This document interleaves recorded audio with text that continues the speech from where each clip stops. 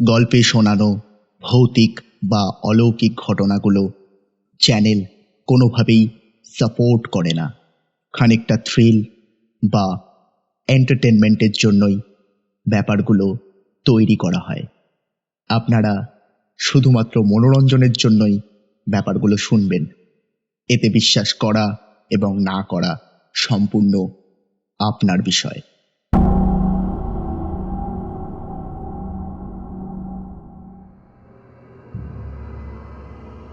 যখন আমরা কোনো চাকরি পাই আমরা অনেক খুশি থাকি, ভরপুর উদ্যমে লেগে পড়ি কাজে। কিন্তু সেই কাজটা যদি বিভীষিকা হয়ে দাঁড়ায় তাহলে? নমস্কার, আমি ডক্টর দে, পেশায় প্যারানর্মাল অ্যাক্টিভিস্ট, নেশায় ভূত সম্পর্কে চর্চা করা। আপনাদের জন্য নিয়ে আসি অদ্ভুত ভৌতিক ঘটনা যা সত্যি অদ্ভুতুরে। আজকের ঘটনা প্রথমবার যখন আমি পড়েছিলাম তখন আমারও ভয় লেগেছিল। তবে শুরু করা যাক আজকের ঘটনা যা সত্যি অদ্ভুতুরে।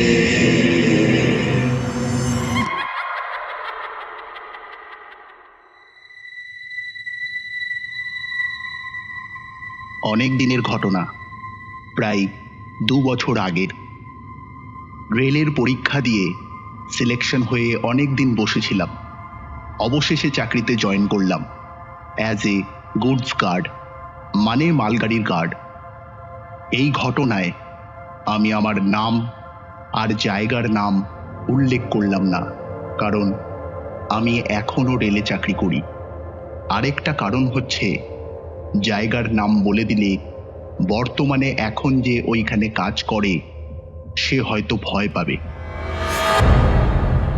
6 মাস ট্রেনিংয়ের পর যখন পার্মানেন্ট পোস্টিং পেলাম, তখন জায়গাটা গুগলে দেখে বা লোকের মুখে বর্ণনা শুনে মনে হলো কাজ করতে পারবো তো। মালগাড়ি যে জায়গা দিয়ে যায় তার দুদিকে ঘন জঙ্গল। এটাও শোনা যায় মাঝে সাঝে লাইনের ওপরে নেকড়ে দেখতে পাওয়া যায়। আর তার সাথে যদি নাইট শিফটে ডিউটি পড়ে তাহলে তো হয়েই গেল। আমার কপাল খারাপ ছিল, যেটা ভয় পেয়েছিলাম ঠিক সেটাই হলো। প্রথম দিন ডিউটি নাইট শিফটেই পড়ল। একেবারে রাত 12:30টায় রিপোর্টিং টাইম। যাই হোক, কি আর করা যাবে। ডিনার সেরে উঠে বসলাম মালগাড়ির একদম শেষে ব্রেক ভ্যানে। স্টেশনে যখন গাড়ি দাঁড়িয়েছিল তখন ড্রাইভার স্যারের সাথে কথা হচ্ছিল। বেশ মিশুকে লোক, আমাকে ভালো করে সবকিছু বুঝিয়ে দিলেন। তারপর যেটা বললেন সেটা শুনে সন্দেহ হলো। তিনি বললেন, এখানে অনেক কিছু দেখবে বা অনেক কিছু শুনবে, সব কিছু বিশ্বাস করবে না। এখানে একটা জিনিস বলে রাখা দরকার, গার্ড এবং ড্রাইভার দুজনের কাছেই একটা করে ওয়াকি টকি থাকে, কোনো ইনফরমেশন নেবার জন্য বা ইনফর্ম করার জন্য। রাত 1টা নাগাদ ট্রেন স্টেশন থেকে ছেড়ে দিল নিজের গন্তব্যের উদ্দেশ্যে। বেশ ভালো লাগছিল, জানলা দিয়ে ফুরফুর করে হাওয়া দিচ্ছিল। স্টেশন পেরোনোর 10 মিনিট যাওয়ার পরই সত্যি দুদিকের দৃশ্য বদলে বেশ ঘন জঙ্গল চলে এলো। দুধারে মূলত শাল গাছের জঙ্গল, মাঝখানে জমাট বাঁধা অন্ধকার ভেদ করে ছুটে চলেছে ট্রেন। ট্রেনের আওয়াজের সাথে সাথে তাল দিচ্ছে ঝিঝি পোকার ডাক, আর জানলা দিয়ে দূরে দেখতে পাওয়া যাচ্ছে টিমটিম করছে কিছু আলো। দূরে গ্রামের ঘরবাড়ির আলো বোধহয়। সব মিলিয়ে পরিবেশটা যাকে বলে ভয়ঙ্কর সুন্দর, মানে খুব সুন্দর তা নয়, যেটা একই সাথে ভয় দেখায় আবার সুন্দর রূপও দেখায়। কতক্ষণ ট্রেন চলেছে জানি না, বোধ করি ঘন্টাখানেক। হঠাৎ ট্রেনটা দাঁড়িয়ে পড়ল।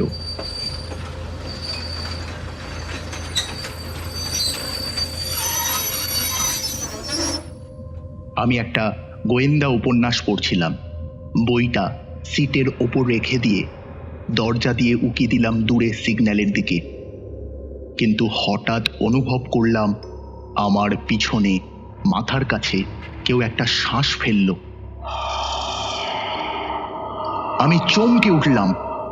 ঘুরে দেখলাম ব্রিক ভ্যানে একটা লোক দাঁড়িয়ে আছে। আমি বললাম, কে আপনি? এভাবে ব্রিক ভ্যানে ঢুকে পড়লেন? জানেন না এখানে ঢোকা বারণ? লোকটি উত্তর দিল, আমিও আপনার মতন রেলের গার্ড। এতক্ষণ পর লক্ষ্য করলাম লোকটির পরনে সাদা শার্ট আর সাদা প্যান্ট, কিন্তু কি গলা!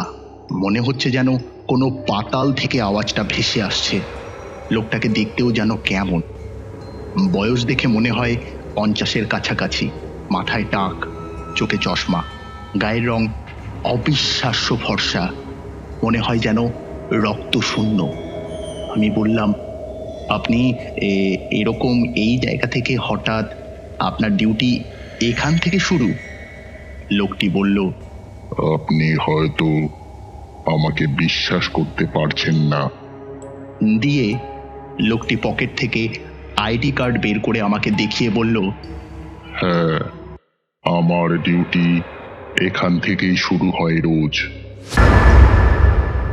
লোকটির কথাগুলো কেমন যেন। আর কিছু বললাম না। প্রথম দিন চাকরি, তারপর বেশি কথা বাড়িয়ে লাভ নেই। লোকটি নিশ্চয়ই আমার সিনিয়র হবেন। অন্যদিকে ট্রেন চলতে শুরু করেছে। আমি বসে বই পড়তে শুরু করলাম আবার। মাঝে মাঝে চোখ চলে যাচ্ছিল লোকটির দিকে। লোকটি কিন্তু এসে বসল না, দরজার কাছেই দাঁড়িয়ে রইল, আর কেমন করে যেন আমার দিকে তাকিয়ে রয়েছে। খুব আশ্চর্য সেই চাহনি। মিনিট 20 চলার পর ট্রেন আবার থেমে গেল।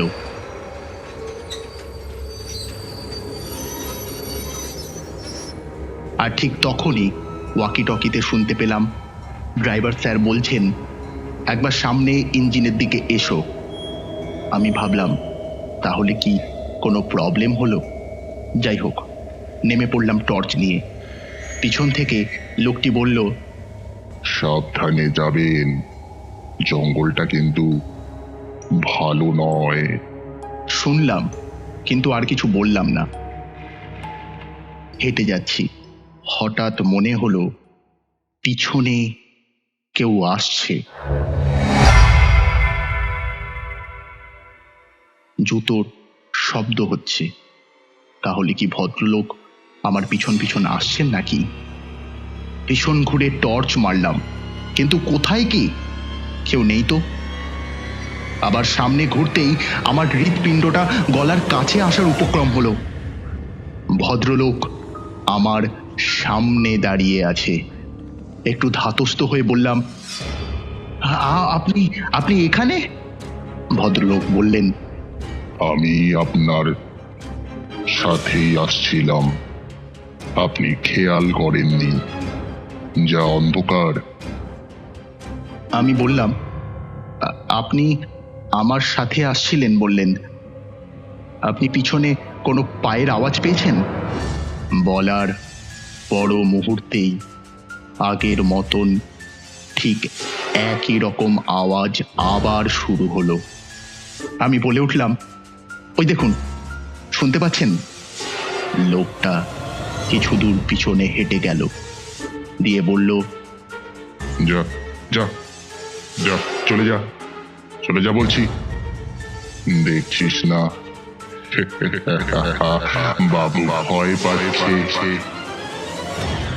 ব্যাপারটা শুনতে সাধারণ মনে হচ্ছে, কিন্তু কয়েক সেকেন্ডের মধ্যে যা হলো, আমার মনে হলো লোকটা যেন পিছনে গিয়ে হাওয়ায় মিলিয়ে গেল। আমার গায়ের লোম সিধে হয়ে উঠল। এবার ঠিক সেই অন্ধকার থেকে ভেসে এলো, এখানে এরা এরকমই করে, আপনি ভয় পাবেন না।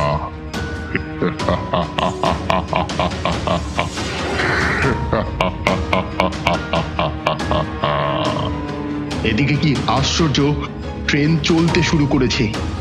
এটা কি করে হয়? আমার আরো চমকানোর বাকি ছিল। ট্রেনের শেষে ব্রেক ভ্যানে সেই লোকটা দরজার ধারে দাঁড়িয়ে রয়েছে, আর যেন একটা ভয়ঙ্কর হাসি হেসে গেল।